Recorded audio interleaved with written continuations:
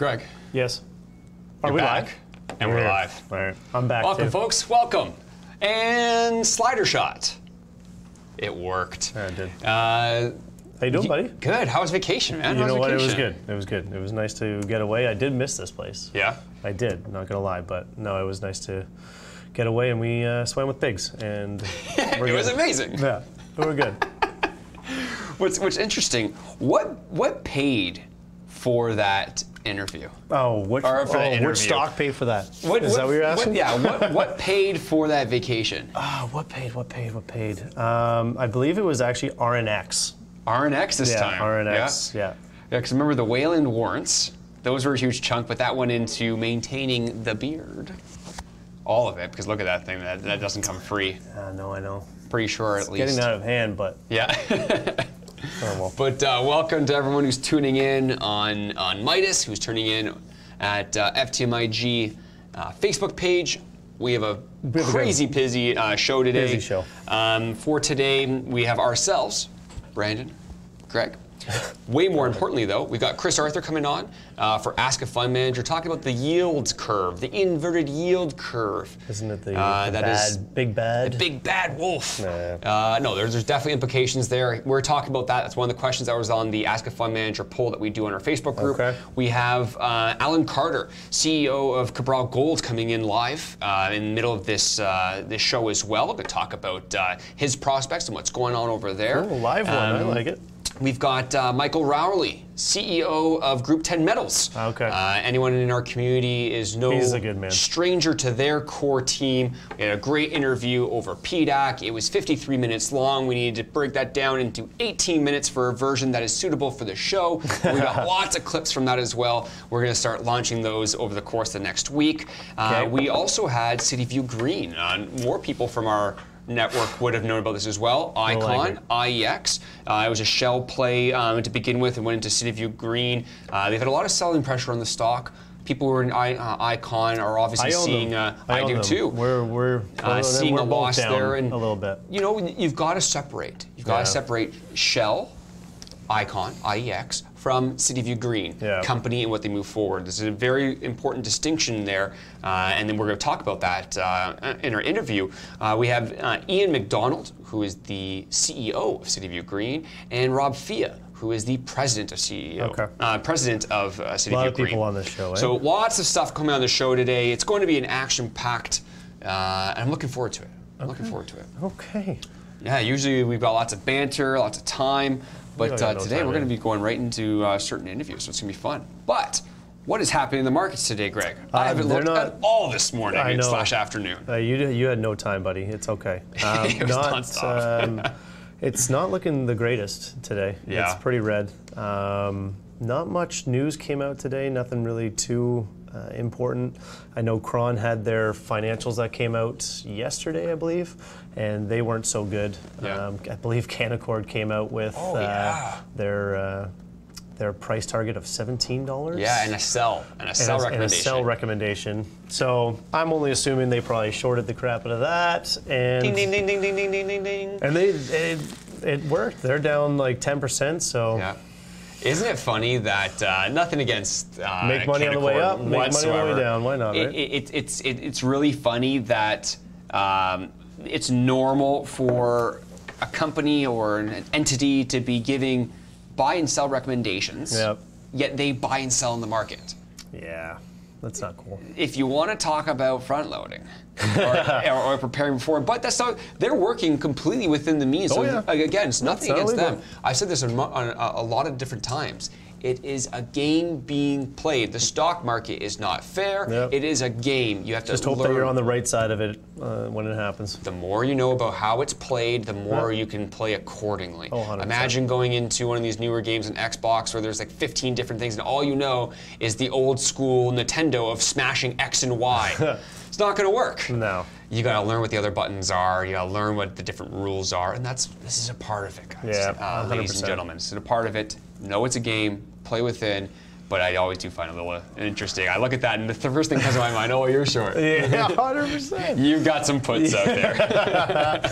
So anyway, a lot of it has to do with markets are iffy right now. Are we headed to a recession? And recessions are not bad. There is nothing inherently bad with a recession. It's how people respond or think of a recession that's bad. Well, like you said, like you'll start seeing those articles that are bad against certain things just to fuel the fear and everything like that. Because again, it's a game that's being played, and it's just it's too bad. But. So we need it. You need to have a cooling off period. They call it a contraction in the business cycle. It is normal. This is what happens. You hope for a soft landing, meaning that you don't have a huge crash and everyone's freaking out, because that leads or could lead to a depression. And let's be very honest here and very, very serious. A depression is not good. No. I think our last recorded depression, true depression, was 1930s. We all know what happened there. Birth of Keynesian theory, birth of quantitative easing, birth of a lot of different things. Most people have no idea what I just said there, but it was a bad time. The depression was not a good time. But speaking on this exact point, because of how packed the show are, we're going to go right into it. Okay. Chris can probably answer a few of these questions on maybe a looming recession. And he's going to, because two of the questions on there was, what is an inverted yield curve and what does it mean? And the other one is, what classifies as a recession? We say that word all the time. What is it? Is it scary? Should we be worried about it? Find out as soon as this clip goes in 3, 2, and 1. And it's another day is another Wednesday. Another Wednesday is another Ask a Fund Manager. Another Ask a Fund Manager is another day with Chris. My man, how's it going? Going very well. How's it going, Brandon? Another day, another dollar. Looking at the markets, a little bit red today. And one of the questions we're covering today may or may not be one of those reasons for why it's a little red today. But with that, we'll jump right into what we're covering so people who are watching right now will know what they're going to have for the next 15 minutes or so. The poll firm in our Follow the Money investor group had 4 different answers with the top 4, top voted. What is an inverted yield curve and why does it matter? Very topical, Very, very topical. Good question as well. Then we're going over to how many quarters must the economy contract to be in a recession? Love that question, especially for those who don't understand economics. They've never heard of it before. Hearing this will really, really help you. Then we're going over to what do you make of Powell saying no more rate cuts for 2019? Is that bullish or is that bearish? There's an argument for both, in my opinion. And then lastly, what is commercial paper and how does it work? So we got a few questions today. Great lineup. Obviously the inverted yield curve, most topical right now. Absolutely. So I'll jump right in. So the inverted yield curve is a very important indicator for predicting future recessions. What it is exactly is it plots out the line of returns of different fixed income securities. So the most popular being the 10-year Treasury note and the 3-month T-bill. So typically it will slope upwards, so you're rewarded more for holding the 10-year security and less for holding the 3-month security, which makes sense. But what we saw on Friday actually was an invert. So what this means is you're rewarded more for holding the 3-month security and less for holding the 10-year security. A few reasons why this did happen. We've seen it flattening over time now. And we saw a global bond rally, and also with a weakened Eurozone, we saw this really push those long-term rallies downwards. So for viewers, why is this important? What is the relevance? So this is the most well-known indicator to predict future recessions. It's actually preceded the past 7 recessions, including what we saw in 2008. And only the 2 times that has not predicted this was 1996 and 1998. So it is a fairly good indicator for predicting these future recessions. Yeah, and it's one of those things, right? Like, yes, it's predicting it, and I think we're starting to see. There was an article that had come out a few days ago, just talking about the flee of capital from equity strictly into bonds and into other elements, probably into short-term bonds. They can get a higher rate now. Exactly. Yeah. But it's one of those things where it's also a self-fulfilling prophecy, I believe. You know, if everyone thinks there's a recession coming, then people stop spending as much because they're worried that there's going to be hard economic times. The funds are already moving their capital because they're usually ahead of the curve for most of those things. You fund guys usually keep ahead of things.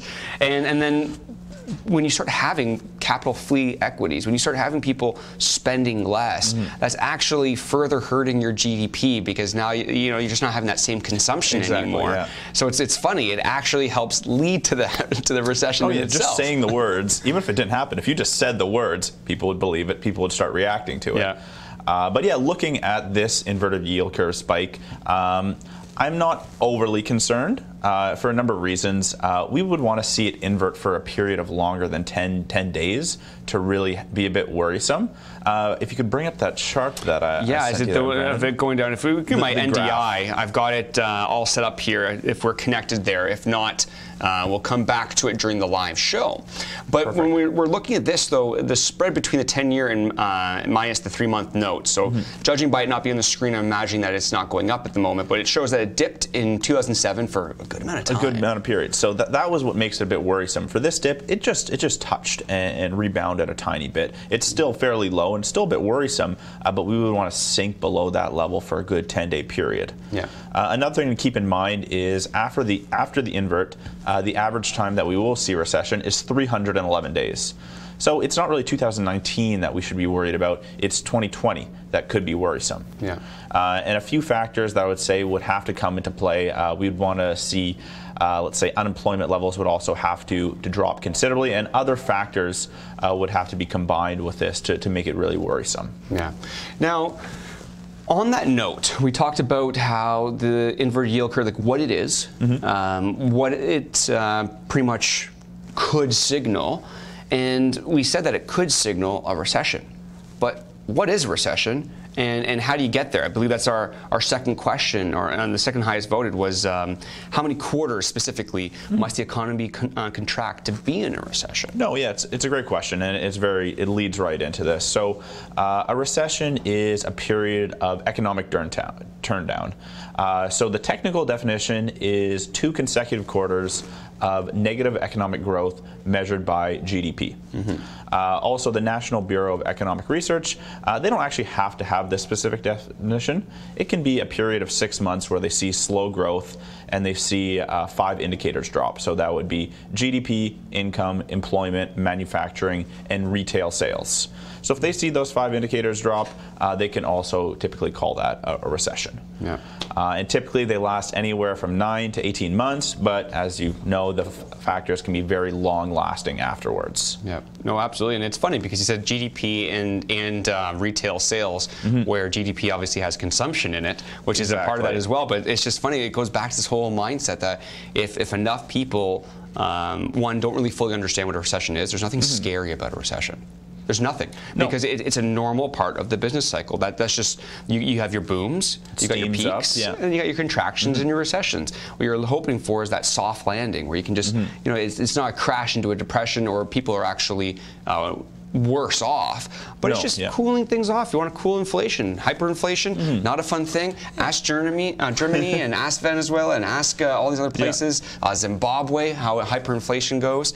But it's that fear, I think. And people stop spending because they think, oh no, we're in bad economic times, and that actually leads to retail sales and consumption going down, so GDP and retail sales goes down, so it's sort of a tumble effect there. But I think the one thing that keep in mind is people often mix up recession with depression. Exactly. They're very different. So a depression is a very long-lasting recession. Yeah. Although there's no technical indicators to determine a depression, if we look at what happened in the 1930s, we saw GDP drop 10%, and we saw unemployment levels drop 25%. So those are very, very sharp declines. Yeah. And a depression will typically last several years versus several months for a recession. So obviously people could mix up these terms, think depression and recession are the same thing, but depression is a very severe and long-lasting recession. And since 1854, we've seen 33 recessions in the United States, but only 1 depression. Yeah, and I believe that depression is what where Keynesian theory was born, because we were in perfect equilibrium during the Great Depression, which no one fully understood, but we were stuck there. So then Keynes comes out and says, hey, you know what you need to do? You need to drop interest, you need to put quantitative easing, you need to put money, you need to put the oil into the car so the car starts running again. But it's funny because we've been doing that for 10 years now. The second we started pulling off of that, the whole economy started crashing. They couldn't handle it. So when you've got rates so low, this is what they're worried about, is being in what they call a liquidity trap. If your interest rate, Japan has been in it for the last like 15 years. Just hovering in there. Yeah, if your interest rates are too low, if you go from 1% to 0.5%, how much more is that going to stimulate your economy? That's why you want it up at like 3 or 4%, so you can cut to 2 and 1. You can get a good movement going. At a higher rate, So it's just funny that by not raising interest rates, this leads right into our next question. By not raising interest rates, it's kind of like it's a double-edged sword. Like, yes, you're saying to the rest of the world, like, hey, we're not going to cut them because we understand things aren't going well, and we don't want to shock the market anymore. But at the same time, is it almost Powell saying, I didn't think the economy was this weak because I can't keep going with this because I'm killing it? No, great points, and segue right into this question with Powell. So last week we saw them steady the rates for 2019, meaning that we will likely see no more rate hikes for 2019, but they also shaved growth prospects for the year. So when looking at their GDP forecasts, right now for 2019, they've lowered it to 2.1%. So that's a full percentage point lower than last year. And although optimistically we hear Trump in the White House saying we'll see 3.2%, but that is very optimistic. They've also shed the Federal Reserve rate. So this affects mortgages, loans, credit cards, and any forms of borrowing. They've lowered this as well from 2.9 to 2.4. This again, both of these are bearish signals. And looking at the U.S. economy, we're seeing less spending in consumers and less business investments as well. So if these rate hikes, let's say, didn't accompany some of these GDP lowering the Federal Reserve rate and lower spending, then it might not be that big of a factor. But combined with it, I think Powell is pointing to some bearish indicators here. And quoting some of his text, he actually said they'll have a greater focus moving forward, and he didn't see this as an immediate problem. And he mentioned we are in a good place, and the outlook is positive. In my opinion, this is not a good place. The U.S. economy has to fix up definitely a few things, including the trade war situation, their issues with China, having a very slow economy and dealing with them. And also on that side as well, we'll definitely want to see them settle off some of the issues to fend off the interest rate situation. And if we don't actually see them improve those areas, I think we'll see some economic germtown. And one of the reasons why I said it's kind of a double-edged sword, and there's an argument for it being bullish or bearish. I'm with you. I believe this is a bearish sign. But a lot of the investors who might be watching this right now might be thinking to themselves, when you don't increase rates, the market kind of likes that, especially the stock market. They like that because now they can continue to, especially businesses, lower rates, they can continue to have more money easily. But when you have unexpected changes, that's when you have the largest fluctuations, whether it's good or bad. But when he's coming out and saying there's going to be no more rate hikes for the year, I think investors who aren't as familiar with economics or whatever probably looked at that and said, hey, no more interest rates for the whole year. We thought we were going to do it. Oh, that's bullish. That's awesome. But you have to look at the underlying message of what he's saying. He's saying, no, I don't think we're able to raise the interest rates. That means that our economy can't handle it. That's actually rather bearish. And that's why I really wanted this question to be on here, because it's not all roses, folks. It's not all doom and gloom, but we're definitely seeing... No, it's sort of like a wait-and-see period. Cool down. They have to improve the situation right now if we're going to see future growth. If we don't, we're going to see downturn. So if this rate decrease did not come with GDP being lowered and their forecast being lowered for the year, it might not have been that significant. But if you didn't read that whole message and just saw the decrease, again, you might think that this is a bullish signal. But no, this is very bearish in my mind, and they have to work hard to turn this around. Absolutely. So that's why, folks, always make sure it's not just one thing you're looking at the macro level of things as well, the whole picture, not just the micro. We've got about just under 2 minutes to go over the last question, which is what is commercial paper and how does it work? Interesting question there. So commercial paper is a great way for corporations to fund their short-term cash needs.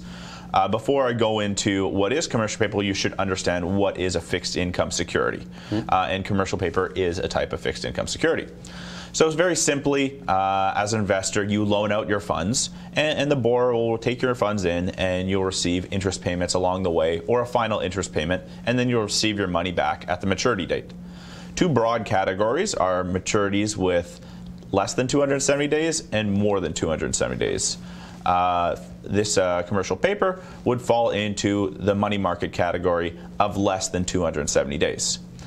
They're most often used by corporations, institutions looking to fund short-term receivables or fund future, let's say, projects or ventures moving forward. They're set in multiples of $100,000, so it will make it tough for regular investors to really enter into this market. But they can use money market funds if they want to touch on commercial paper. Gotcha. So yeah, we see them in the market very much only used by those institutional investors, accredited investors, and they're fairly good at what they do. They have a very good rate above guaranteed investments, still with a low default risk. And then as the receiver, you're getting a lot of liquidity, and you can borrow from sources other than the banks. So major corporations, very high credit ratings can loan you these funds, and you're getting a good rate, and you're getting the cash very liquid up front to you. So again, it's more for corporations, not for individual investors, but if we didn't have this in the market, it would make corporations have a lot tougher job getting that short-term cash needed. Yeah, and I can imagine as well if someone saw this inverted yield curve coming or the day of, that's why they said there's a lot of capital that fled. It fled out of the equities and went into bonds because they probably went into short-term paper, where they're able to at least have their money where it's not depreciating with the rest of the market, and you're getting a little bit of interest rate with it as well. So you don't mind. It's almost like you're parking money there for the most part, for short-term. Yeah, if you know you're going to need, let's say, you're a corporation, you need, let's say, $200,000 for a upcoming expense in 3 months' time, you're not going to want to leave that in the equity market. You're going to want somewhere where you're getting a guaranteed rate of return. There's no downside risk, and really to preserve that capital.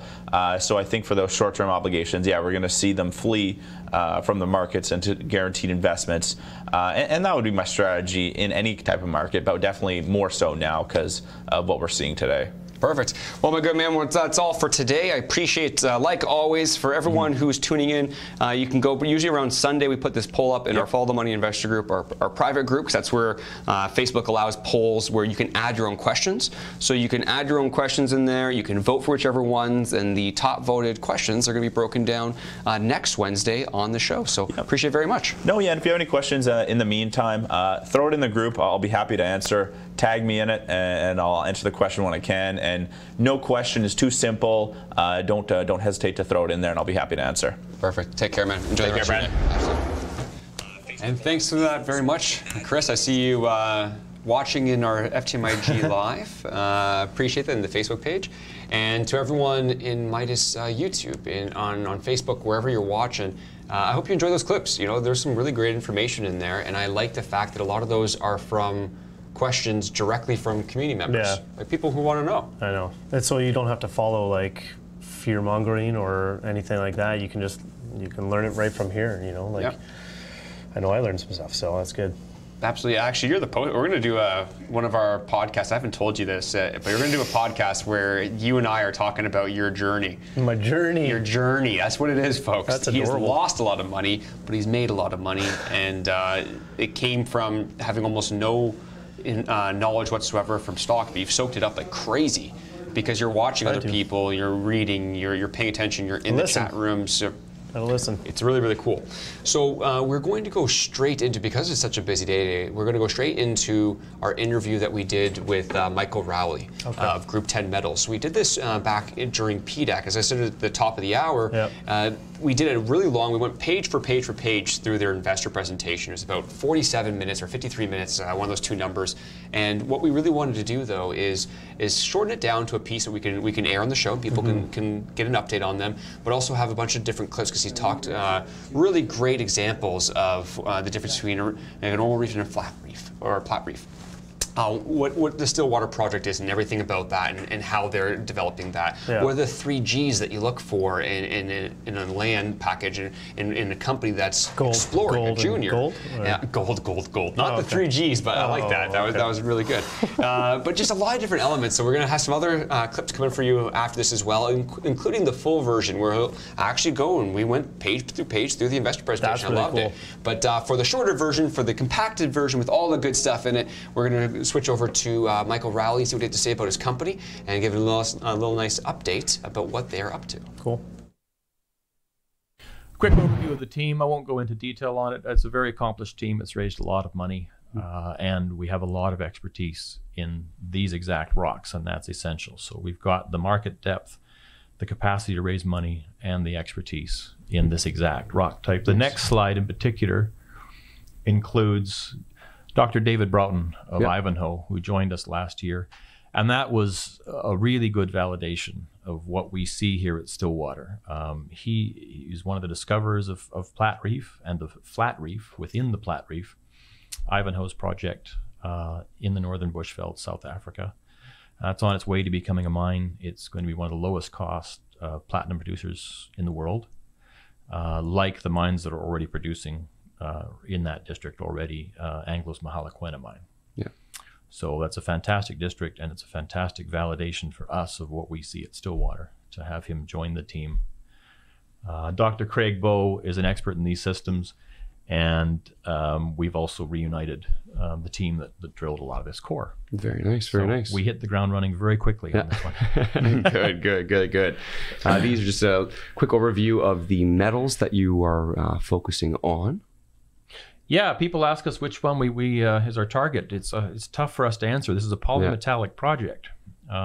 They occur together, and we like the economic outlook for all of them. The platinum and palladium occur in sulfides of nickel and copper, so, and with cobalt in there as well. So they all occur together, and gold actually. So that's why we can't choose a target. Yeah, exactly. It's a basket. It's a basket of goods. You said that a lot of times, actually. It's a basket of goods that you're looking into. It's a true polymetallic, yeah. This is a really good one. This lays out the target zones, and this actually has become the basis of those press releases that we've been putting out, the series of them. This is geophysics, so this is electromagnetics. They've flown over the claims with a device that basically measures the conductivity of the rocks. If you've got metal sulfides and if they're connected, you get conductivity. It's a really good tool we use in the exploration business because it literally lets you see through. This is the 56,000 hertz response, so it's reading more surface. We've also got deeper results that are less clear, but also show you what's going on. What we like is these 8 areas of very high conductivity. So we've got large bodies of conductive rock. And that's a really good sign, just full stop. Then you tie that in with the fact that we have rock samples from surface showing us that we have the correct mineralization all over that. And we've even got 200 drill holes, data from 200 drill holes, and core from 12,000 meters of those that confirm it. Yeah. So we're looking at core that came from some of those.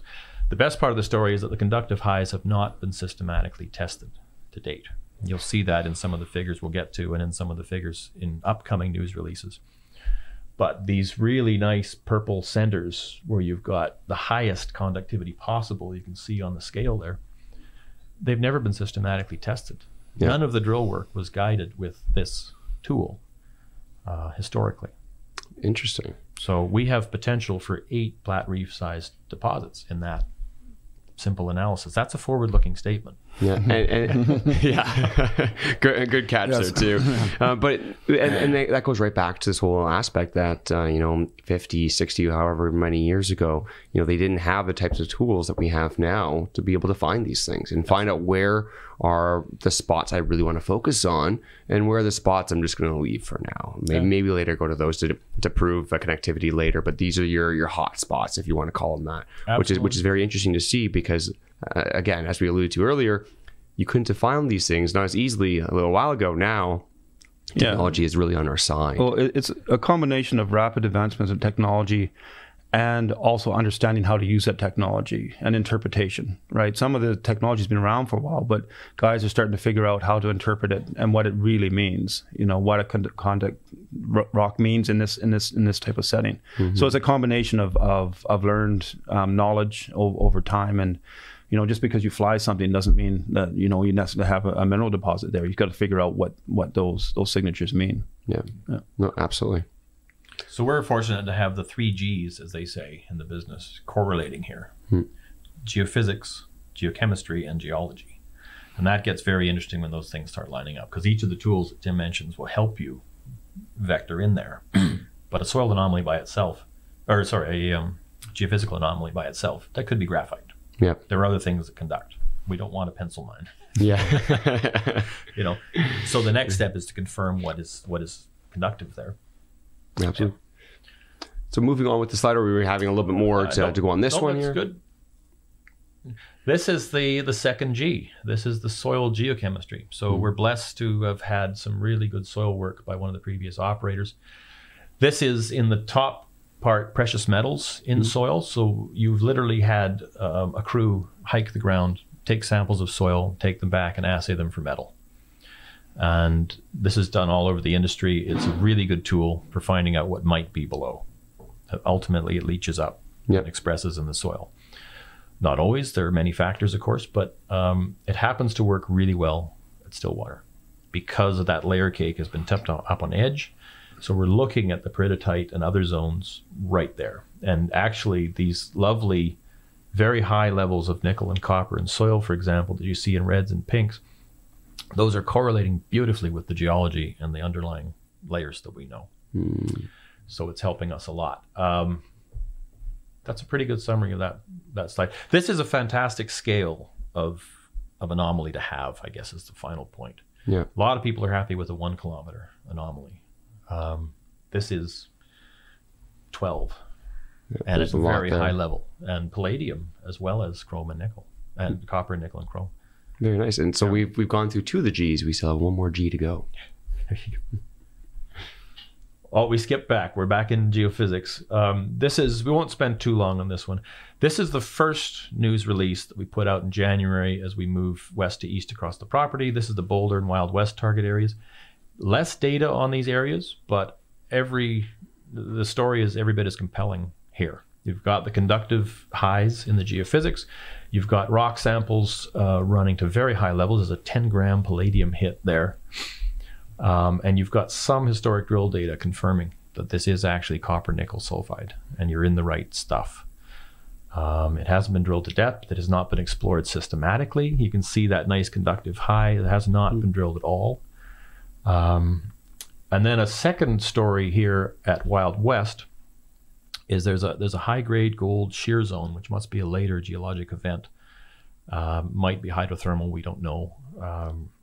If you cut to the next slide, I think that presents some good results from that. So we've got drilling, some of it by our team actually in 2004, that shows remarkable strength in gold results, including like 8 meters at 21 grams gold and numbers like this consistently over a big area. So that's an exciting sub-project to an otherwise PGE nickel, copper, cobalt project. I was going to say, it wasn't strictly a focus when we first began covering your company and looking at other things. So it's nice to see some things come like, oh, that's nice to have, and you keep moving on. Absolutely. It's a big project. There's lots going on, and in a system this active and this rich in metals, things like this happen because some later event will concentrate gold, bring it up in a shear system, and then place it like this. So yeah, you get these nice little perks. Very nice, very nice. That may well be a project in itself. I think Chrome Mountain is next. So this is the big one. This one you want to really focus on here. Yeah. There are 3 basic target types going on here under 2 sort of broad umbrellas. There's the Platte Reef style that we've talked about, which is the bulk tonnage, like the Ivanhoe and Mahalaquena South African example. And then you've got the reef type, narrow high grade, which is what the district is known for. That's what they're mining just north of us here on the JM Reef by Sibanye. Our work is focused primarily on the Platte Reef style because there's every indication that it's here, and it's gotten a lot of investor interest. So it's an obvious one for us to focus on. Crow Mountain is complicated because of this magma event that has made the hybrid zone here. So when we say Platte Reef style target at Crow Mountain, we have to do a distinction. We have the basal zone, which we talked about in other parts of the property, which is lower down in the system and gives us these conductive highs of copper nickel sulfide bearing PGEs. And then you've got this hybrid zone thing, which looks innocuous, but actually runs very nice levels of platinum. This one is 3.5 grams total PGE and gold. Oh, wow. And 0.5% copper nickel combined, 0.55 I think. So this is Plat Reef grade, sitting just in there. These guys didn't expect to find that, I don't think, in 2007. They were chasing soil anomalies. Yep. In fact, that's a good cue to the next slide, I think. Yeah, so this is the platinum group and gold in soil, and you can see how hybrid zone just lights up. Yeah, no kidding. And even go one more slide. This is copper nickel in soils now, and once again, the hybrid unit is just lighting up. So they were clearly surprised by those results in 2007. They were looking for reef type targets, and they got this, and they got lots of this, and that's what's interesting about hybrid zone. Without even trying, they banged off 10 holes with remarkable mineralization across 600 meters, a 200 meter width, going up to 450 meters deep. I mean, they're a long way towards a resource, like a low grade, maybe porphyry style in terms of economics resource, without even trying. And that's an obvious one for us to follow up on. It hasn't been optimized in any way. These were discovery holes. These were scout holes. 2008 hit, and they didn't have the means to continue. So they had to move on. We see now that the Bald Hill area, the Tarantula, these other areas are lighting up in soils, and we've had some spectacular grab samples there in 2008. We confirmed the presence of these dunite pipes, which add grade to this story, because in the Bushveld, these dunite intrusive pipes bear really good grade, very high grade, sometimes spectacular grades. And that's a priority target. That and the hybrid zone are priority targets for follow-up at Crow Mountain in 2019. Very nice. That's exactly what I was going to ask too. Is that a huge focus for drilling for this year? If this project has a problem, it's just the sheer size of it. Yeah. And we're a junior with a market cap of 12 million or something. Our neighbor is worth billions. Yeah, it's worth noting. I like the ratio there. Yeah. Thankfully, we have all this good data to stand on. We know where to drill. We know what to do. So we will be focusing on Crow Mountain, Iron Mountain, a few other areas where we have a lot of good information to stand on.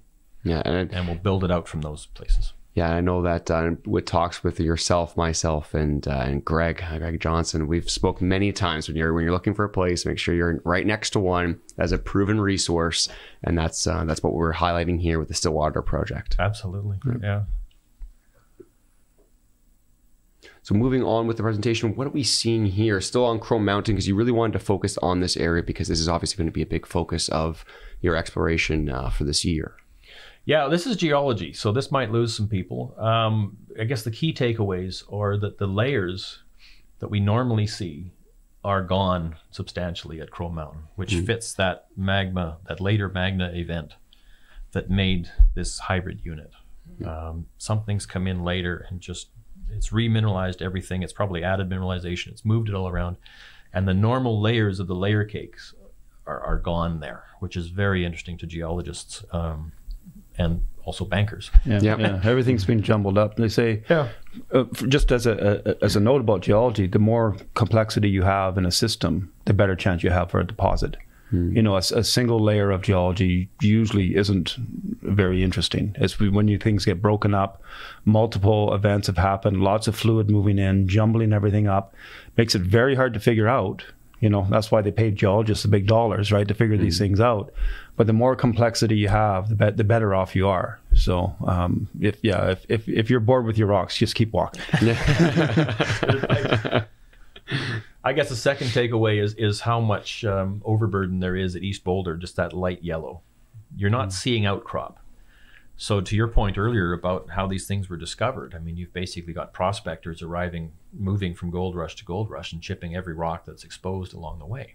Yeah, that's how these things were discovered in the 1800s. First in the in like the Carolina area, then they move over to California, and then they all come up through BC and into the Yukon, and you've got these successive gold rushes as these guys just move and chip everything in sight.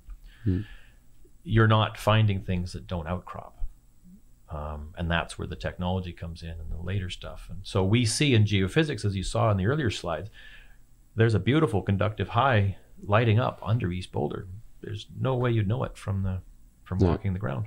And that's what I find fascinating about all of this. And for our viewers who are watching this, who are still getting into mining and still learning about it, it's almost hilarious. I'll use that word, that back in the 1800s, someone would go in with a pick and just start, or even dynamite, throw it down, run away, and come back and see what's going on.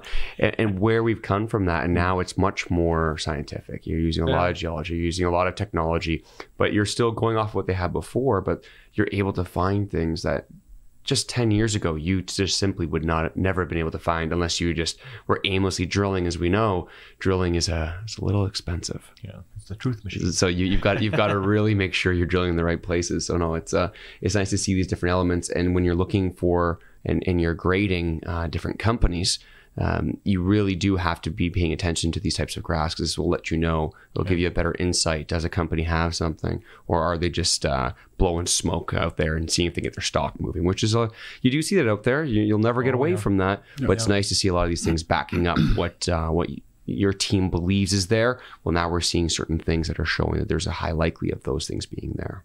Yeah, your basic point is to add shareholder value by de-risking these things.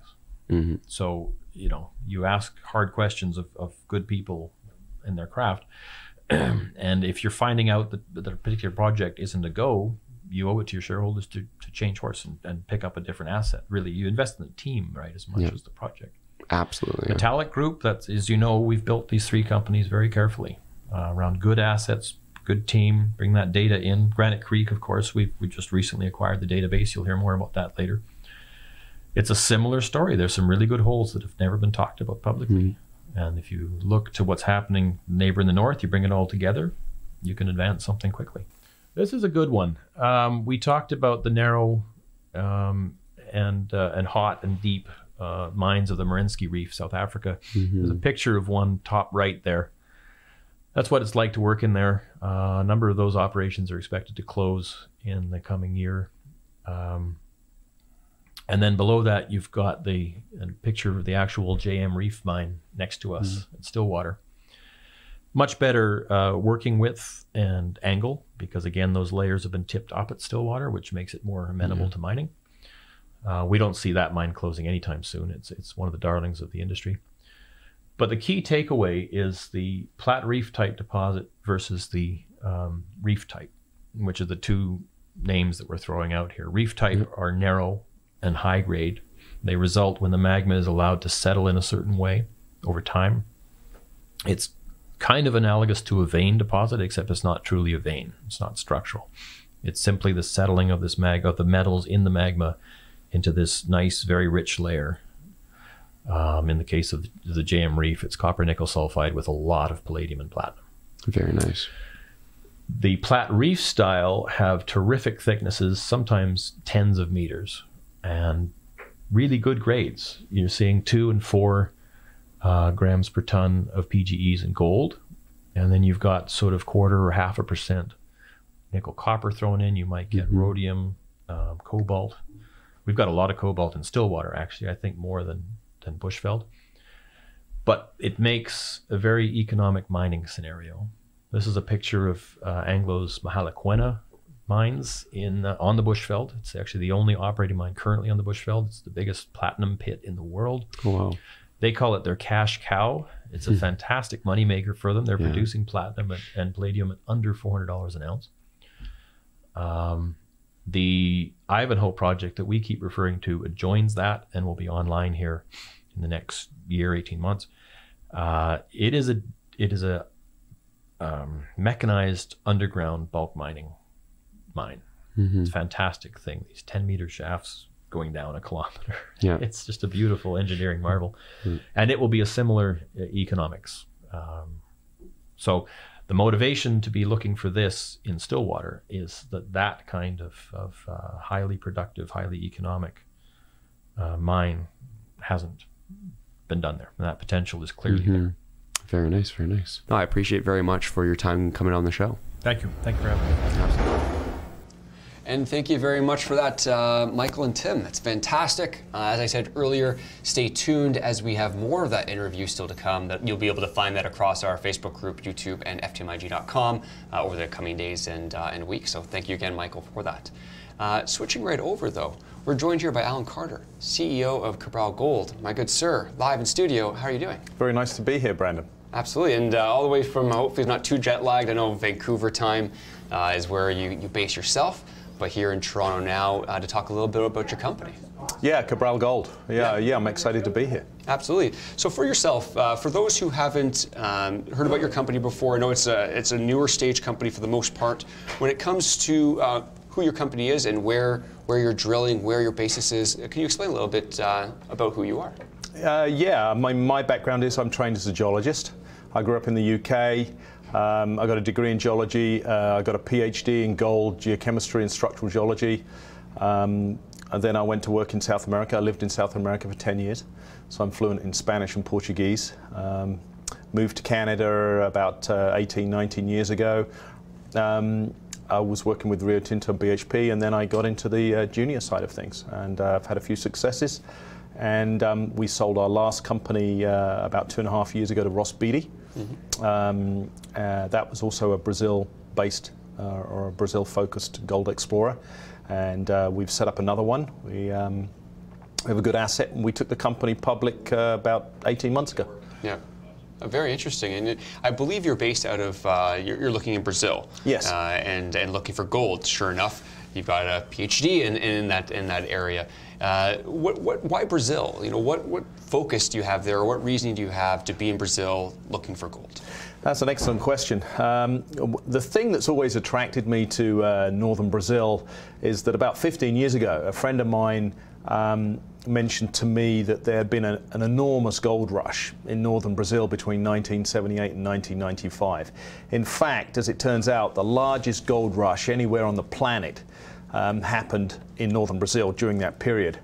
There was about 1 million people rushed up to northern Brazil and washed somewhere between 20 and 30 million ounces from the gold in the streams. Oh, wow. So just to give you some idea of the scale, Brandon, this gold rush dwarfs the Klondike rush.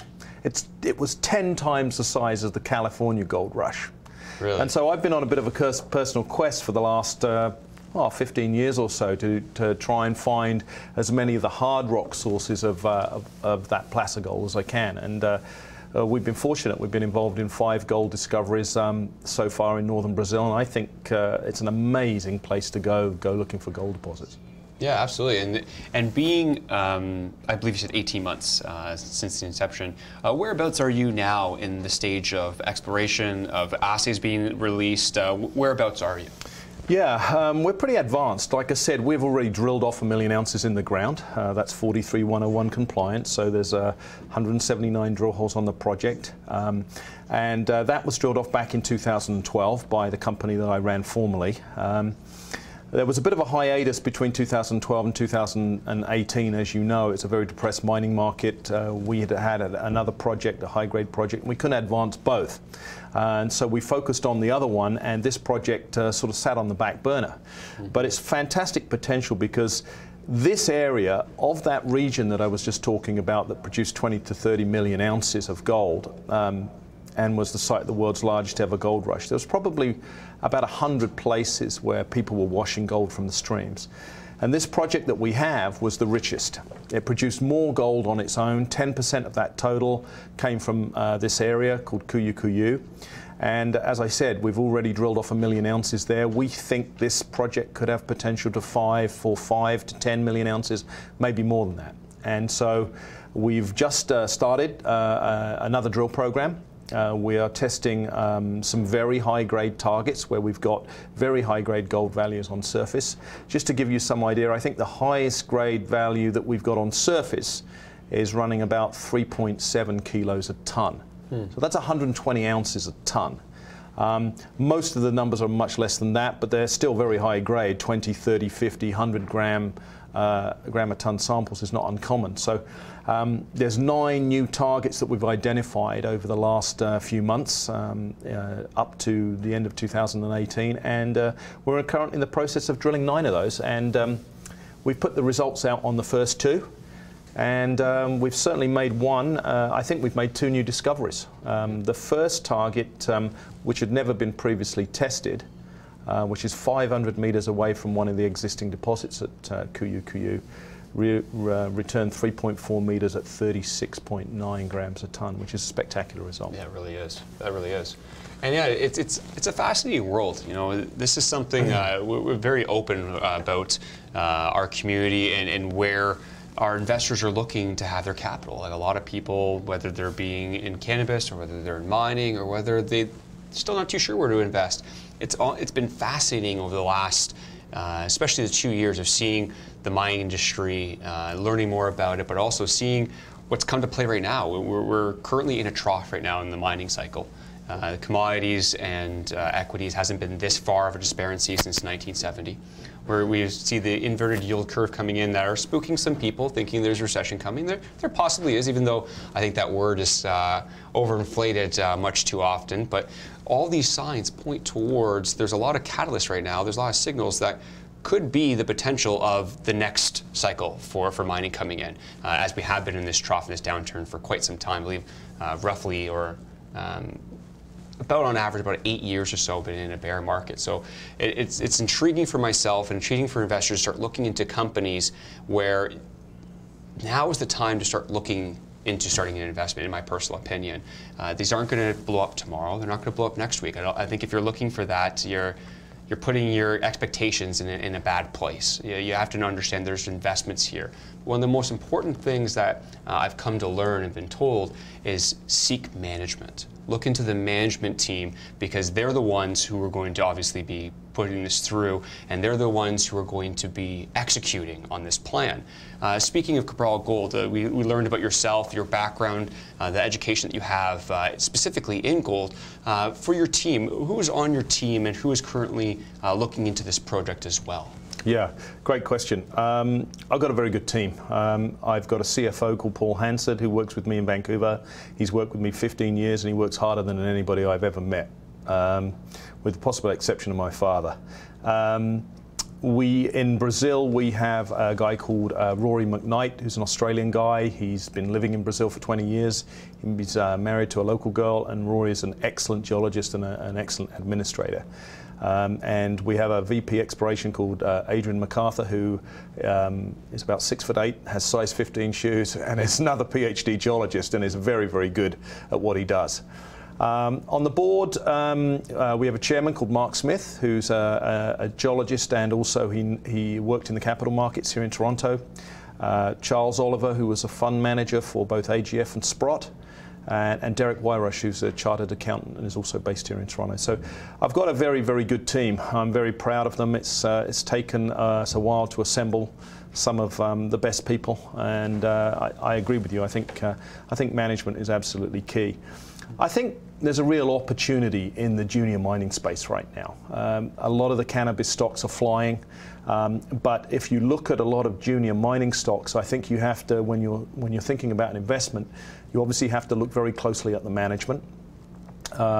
You know, you have to look at what sort of salaries people are earning, how much skin in the game that people have. And by the way, with our company, we own about 31% of it as the management team. Oh, wow. I wrote a 6-figure check during the last financing. So I believe in being aligned with shareholders and investors. I don't believe it's fair to expect other people to invest in a company if I'm not heavily invested in it myself. Yeah.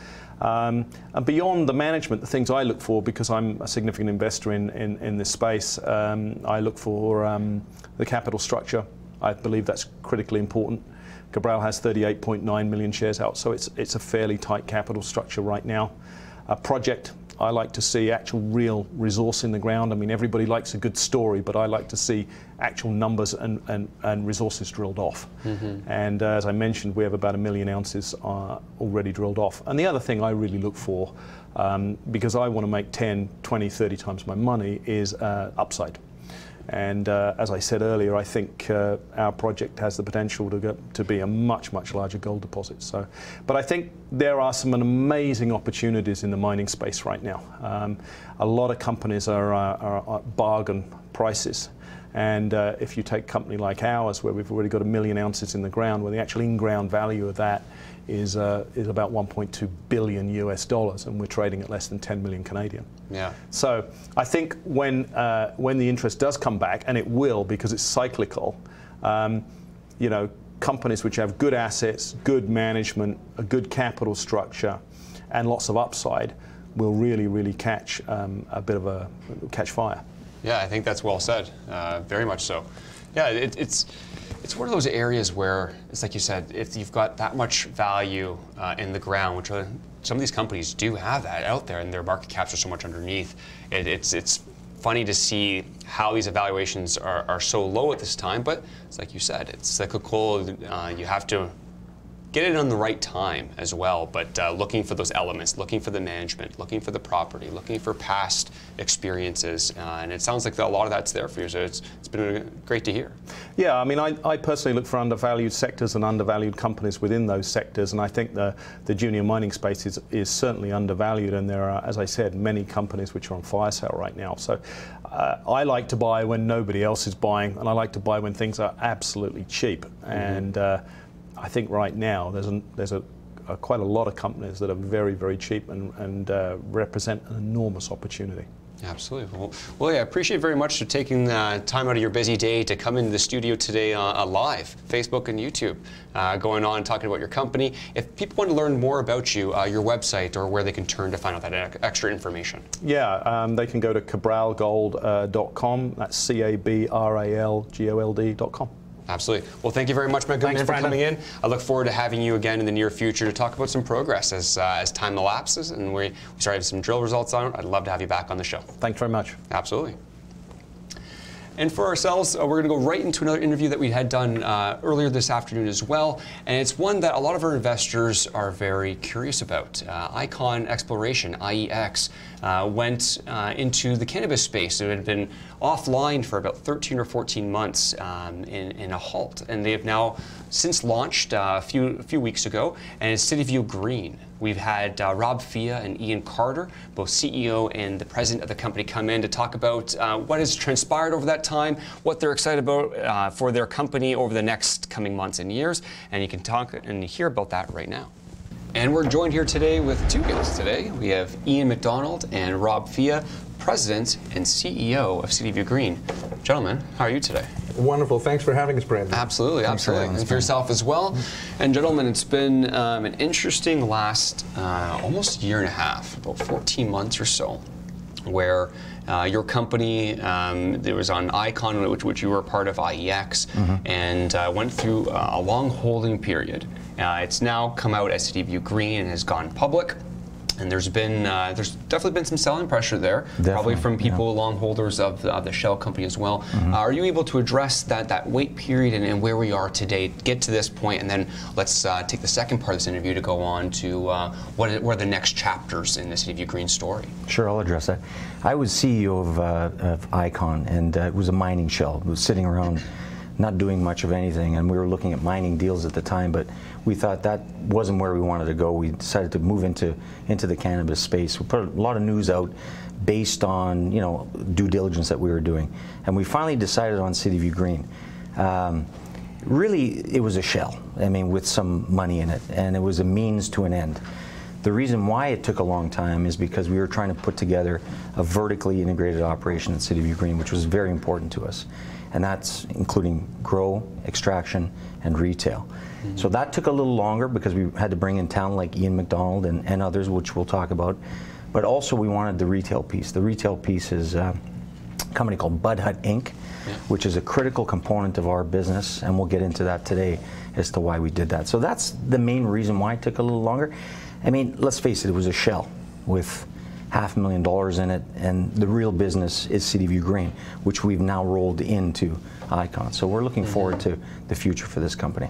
Yeah, and looking into that, because you can obviously see from Icon shareholders that the share price has come down much more since when it halted.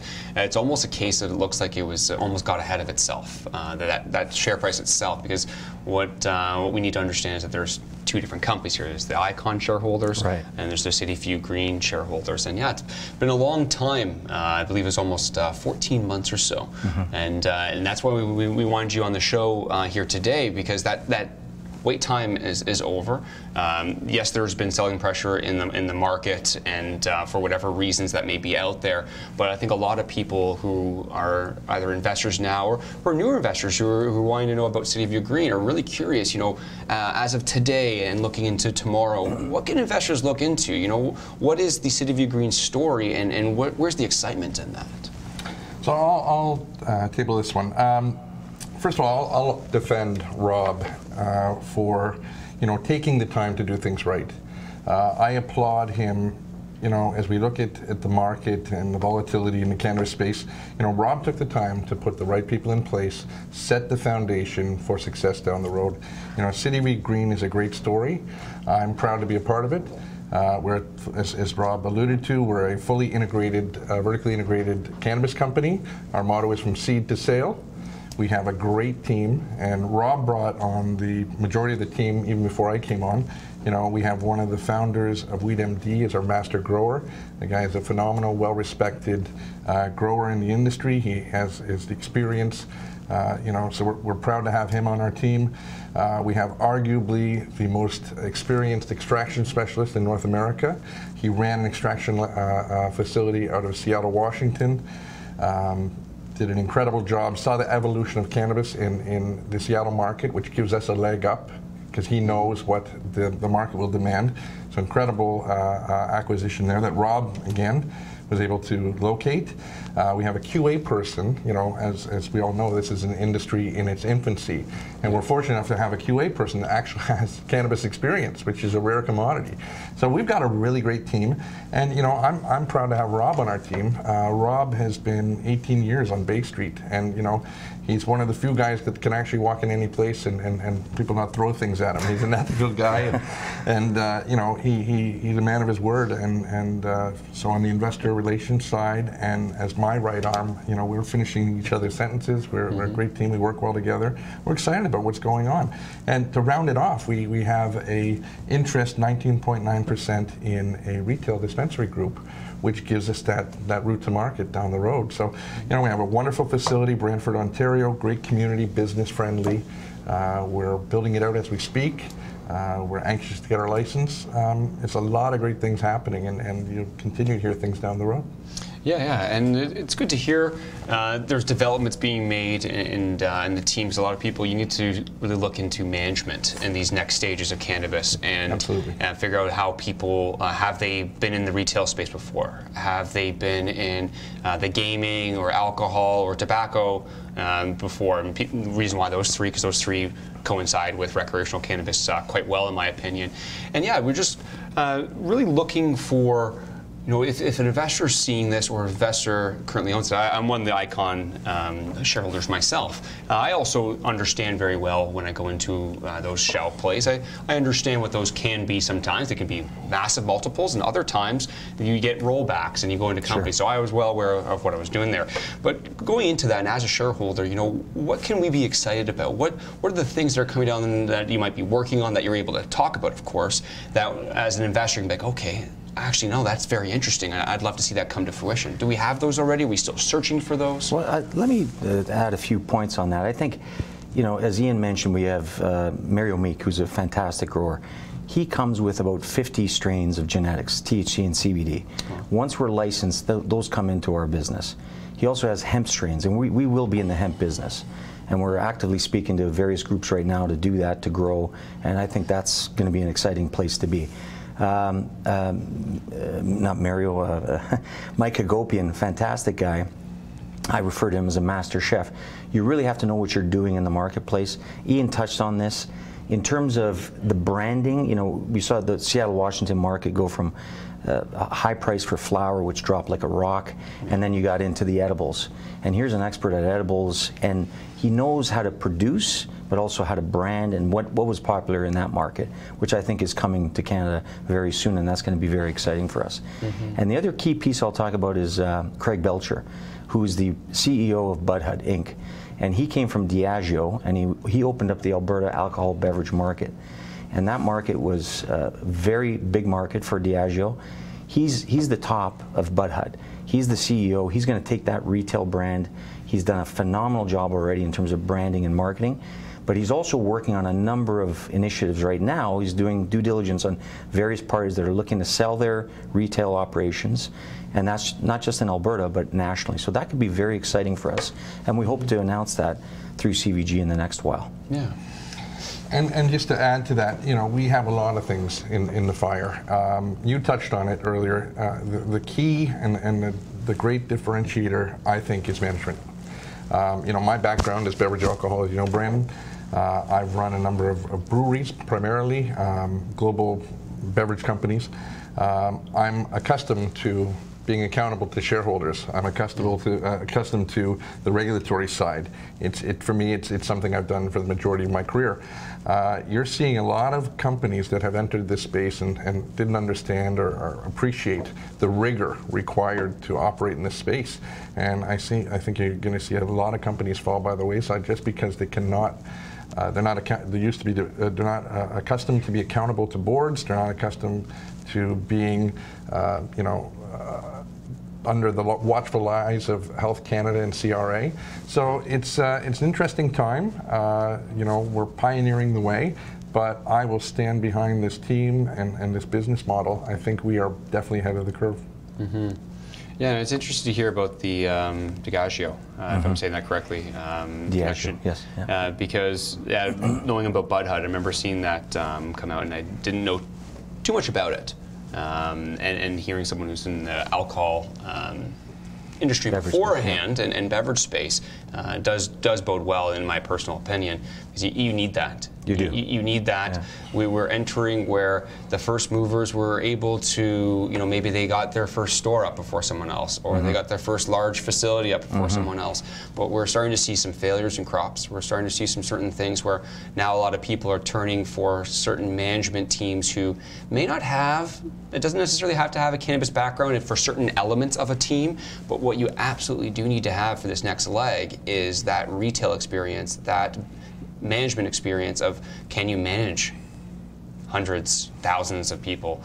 Can you manage a global brand? Can you manage or work with the regulatory people throughout Health Canada and these are important elements, and this is what we need to be able to see in companies, because if it's not there, you know, that's where I'm a little bit more concerned, because maybe they got certain place right now, they've been in this space for 2 years, you're gonna hit a wall really fast. Yeah, totally agree. Those elements. Yeah.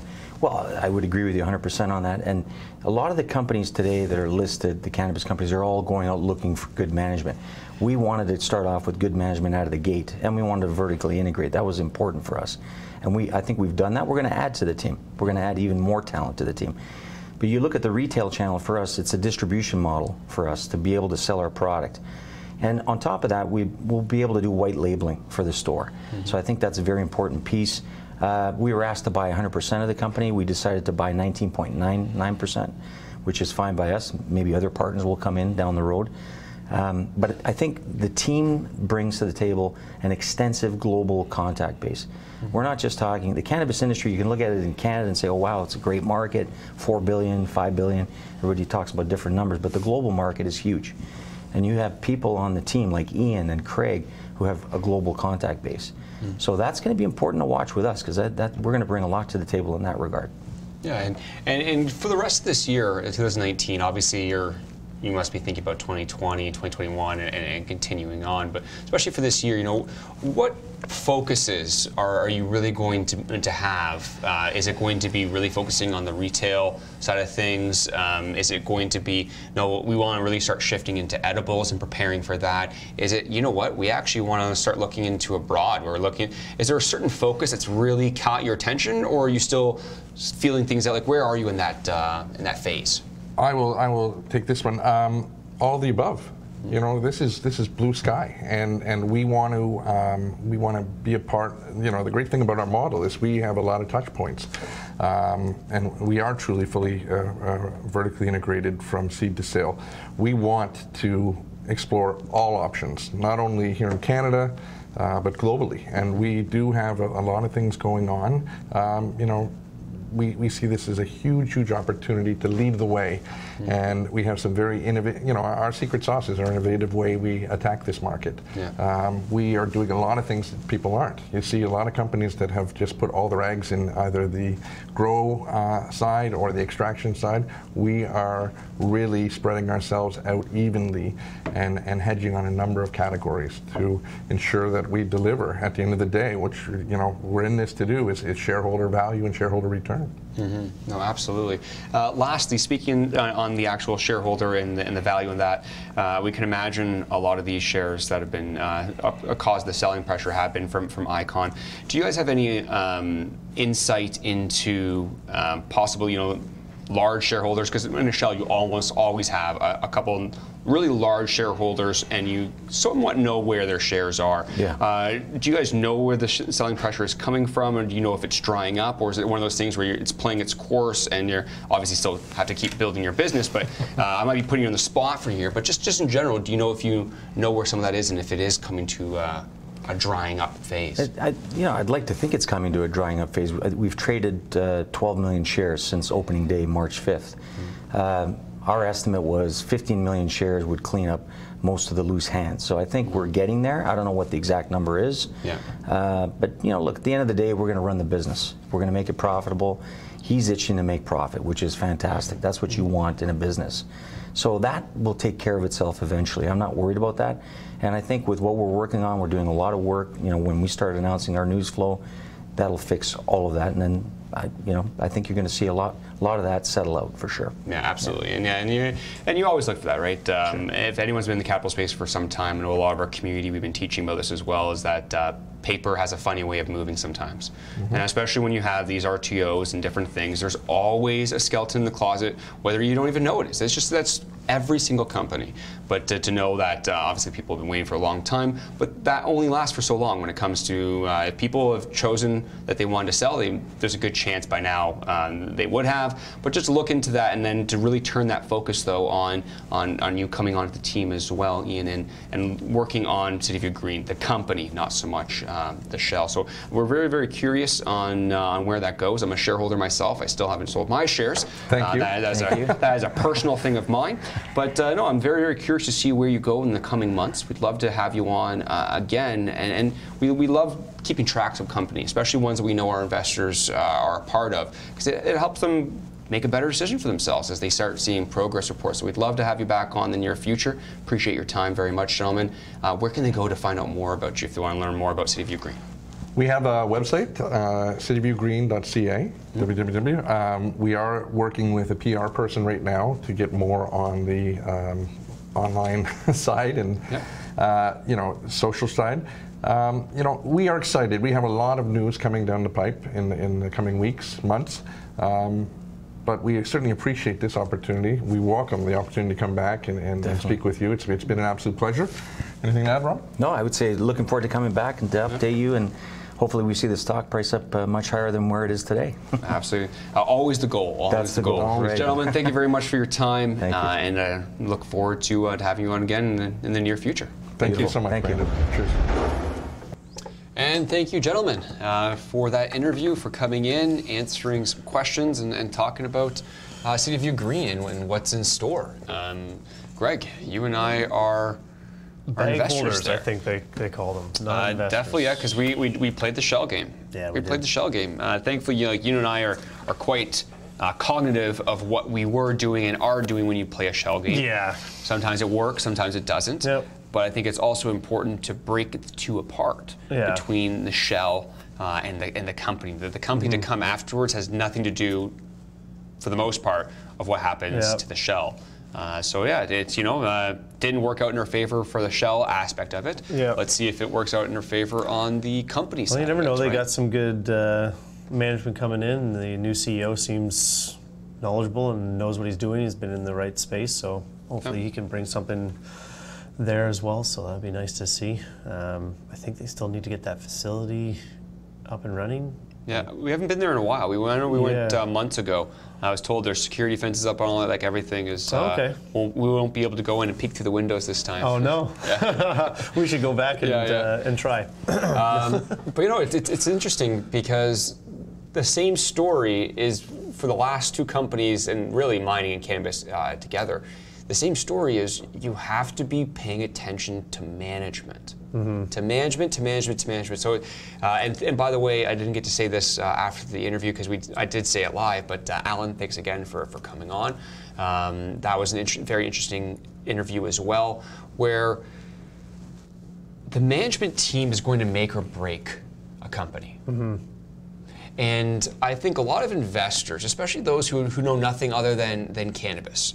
And it doesn't mean that you don't know anything. Like, I just mean like this is your first time investing. Yeah. You came in through the cannabis industry, and so many people were so focused on square footage, on capacity, on licenses, on all these various different things, which are important and were important at the time because those were moving the stocks. If something moves the stock, it's now important. Whether you believe in it or not, it's a system. I don't like Kim Kardashian. I can't stand everything she stands for, but I can respect the fact that she is an incredible marketer and it works. Know the game, play within. Yeah. But management team is so important, and I think for cannabis companies who are starting to get these management pieces that have been in alcohol, they've been in retail, they've done things before. Doesn't matter if they have to learn about cannabis now, they've got people in place to do the cannabis side. We need people to run a company. A lot of the companies were miners that came over and just knew how to build a company, and then now people are taking over for them that know how to run a company and know where to take it. So it's, like you said, you got to look at that kind of stuff, and you're seeing it more and more, like you said, like you're seeing people that have the experience in like a certain field, and that's who are joining those kind of companies now, which is actually great to see. Yeah. So hopefully they can kind of like continue the way, you know, the mining people that had the stock, and then now it's into something else. They made their money, and now they're on to something else. On to the next one. Wash, rinse, repeat. Yeah, wash, rinse, repeat. It's crazy how it works that way. But even more so with mining, though. Like I can't say it enough. If whoever's listening on our Facebook page right now, whoever's listening on Midas YouTube, I mean, we had some people call us out for having mining. Maybe just a couple people in the chat room saying, hey, get back to cannabis, because that's what that person was interested in. But we would be doing everyone a disservice if that's what we did and we just went with what's hot now. Yeah. You have to understand, if you're going for what's hot now, you're playing a stock. Maybe you get 20%, 15%, but there's also an incredible amount of downside still left there. Where I want my money, I want to start looking into areas where it's going to be hot, where attention is going to go, and I want to be there before that. I strongly believe mining is going to be there. We've been saying like crazy because there's so many indicators. We keep talking about the cycles, right? Yeah. So it's the indicators. It's if you're going to talk about this whole inverted yield curve that everyone's freaking out about and recession and all of that, don't get me wrong, I say this as well. It's important. Pay attention. But these are indicators that we may have a little bit of a slowdown economically, which tends to negatively affect equities over this time. When you're thinking about precious metals, a lot of money now starts going over to that sector. But you take that, but you also take the fact that this cycle that we're in for mining is in a trough. It's been a bear market for roughly 8 years, depending on who you ask. That's when I want to start finding companies, and it's hard for me personally to know which one's good or bad. I'm honest here, folks. I'm still learning mining. Yeah. But I can tell when a management team knows what they're talking about, and I can tell when a management team has past successes. Yeah. So I'm putting my faith in a management team, opposed to strictly saying how many ounces of gold are in the. That's great, but that's only half the puzzle. Find those companies. Find where those management teams have done it. They're being honest with you. They're not that used car salesman. You'll get that a lot in mining. That's my personal experience. I've seen a lot of people. I'm like, oh my goodness, I'm gonna go take a shower now. Yeah. But when you find people that you can respect, and the people where you look and like, wow, like, this person actually knows what they're talking about. For instance, you know what I mean? Like, obviously we've had the most interaction with them, but I mean, they're honest. They know what they're talking about. They're not pumping anything. They're like, this is going to take a bit of time, but it's something you should start to think about now. You know, it's not going to just make you like a ton of money right away. It's going to take a little bit of time, but now you should start thinking about it because of all the cycles that happen and what to do. So, and this is where the multiples are made. Yeah. This is where the multiple, if you can foresee, or if you have a gut feeling, or if you feel that something is about to turn, something's about to change, if you can get into there before the FOMO comes, before the fear of missing out comes, and you're patient, and you've picked the right horse, and you've picked the right management team. It's not a guarantee, but you've done your due diligence. Now is the time to start looking for those. I strongly believe, because I'm doing that with my own money right now. I'm speaking personally here, because I really do think there are some incredible multiples coming in the mining space, and I want to be positioned now for those instead of chasing it when everything's on a rocket and I've already lost multiples in the meantime. So that's where I'm personally putting my money. That's where I think people should at least start looking and paying attention to. Find those management teams. We got some great ones as feature companies on our website, FTMIG.com. You can check them out. Don't buy them because they're on there. That'd be foolish. But instead, look at their investor presentations, their articles, their videos, their bios, their overviews, all of that are listed in those featured pages. That's why they're there, so you can make the best or most informed decision. It's education. For your own personal need. 100%. Make the right choices. Absolutely. So we're going to cut it a few minutes early today because there's a busy show coming up on Midas right after this, so stay tuned. 3 p.m. You've got James and team, I believe it's James at least, coming in. I saw Ed walk by here as well. It's Howard. It's Howard. I love this thing in my ear. It's like just a message from all these things, giving me information. But appreciate everybody for tuning in. All these clips you can find on FTMIG.com afterwards. Everyone, enjoy your day. Last words coming from Greg. See ya. Well played.